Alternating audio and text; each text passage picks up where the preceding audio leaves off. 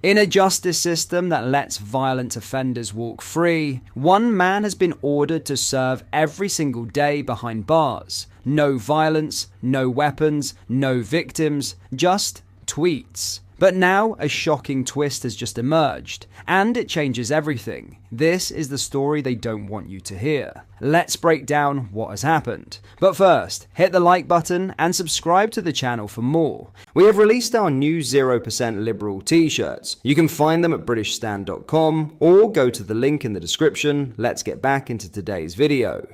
In a country that routinely grants early release to violent criminals, rapists, and even terrorists, one man must serve every single day of his prison sentence. Not for violence, not for theft, but for words, for tweets. Wayne O'Rourke has just been denied early release from prison, despite serving time without incident and showing good behaviour. His alleged crime, sharing political views online that the establishment found offensive. Let that sink in. Not assault, not grooming, not terror, just tweets. This is the state of justice in modern Britain. While countless dangerous offenders walk free after serving half or even less of their sentences, Wayne has been told he will stay behind bars until his full term is completed. 3 years in total, all for expressing opinions that challenge the regime. Here is a reminder of those tweets. Don't let them gaslight you. Today was a terror attack by a Muslim. He attacked and killed innocent children. Heads must roll for this. I am effing livid.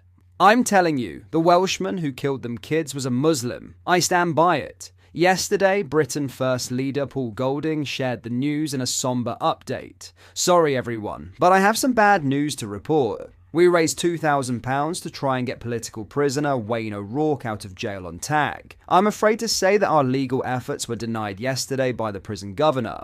Unfortunately, to escalate the legal action to the courts would take too long, as Wayne is due for release in October. We tried, but this country is too corrupt. Thank you to everyone who chipped in to help. I look forward to meeting Wayne upon his release. One day I will punish the scum who locked him up. Rest assured, no surrender.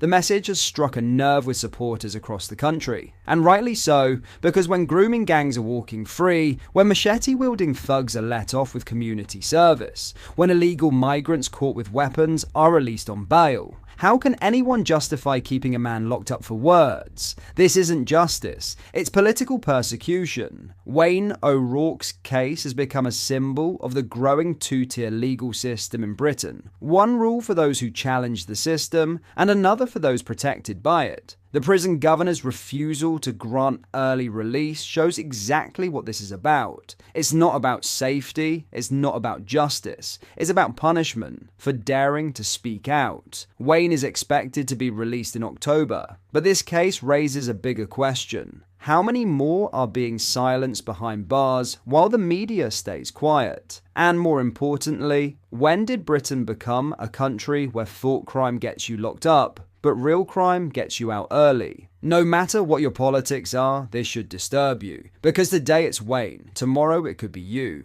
We'll be following this story closely in the lead up to October. Wayne O'Rourke may have been denied early release, but the fight for free speech and real justice is far from over.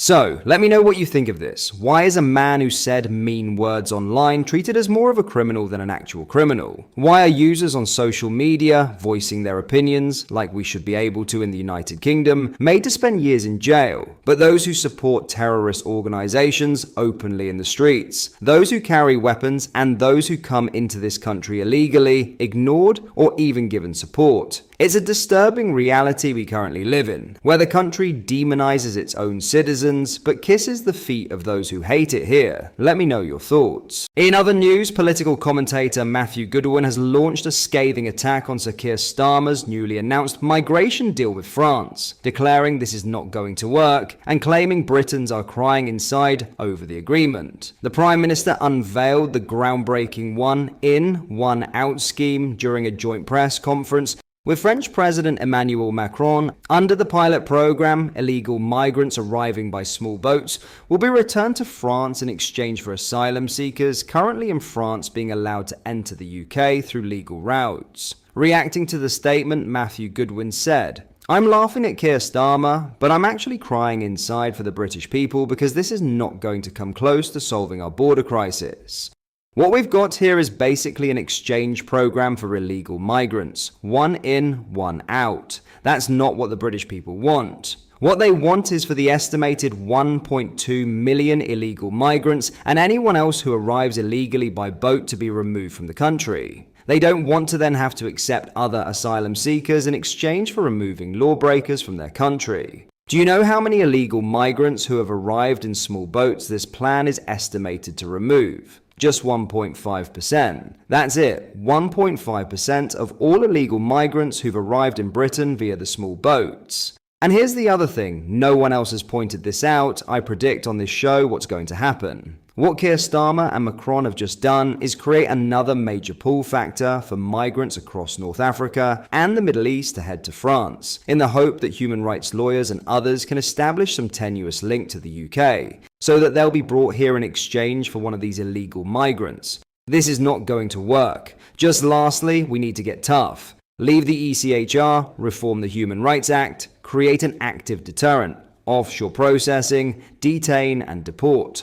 This plan is not going to do that. The new agreement will see migrants who arrive illegally detained and returned to France in short order, according to the Prime Minister. In exchange, the UK will accept asylum seekers from France who have not attempted illegal entry and who pass strict security checks.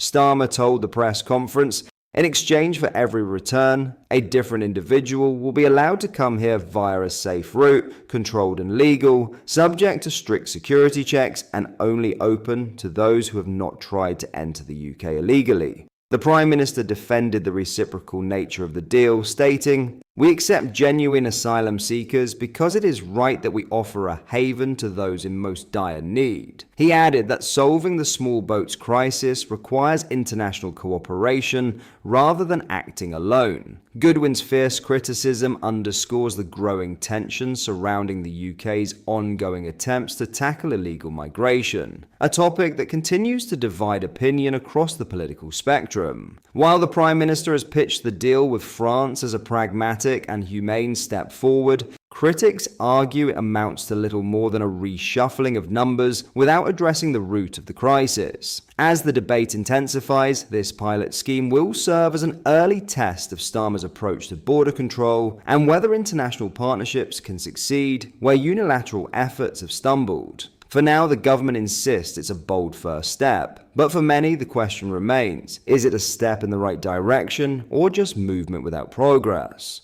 What are your thoughts on what we discussed in today's video? Let me know down in the comments section below. If you've not yet already, make sure you do drop a like on this video and subscribe to the channel for more British content. Thank you, take care, goodbye.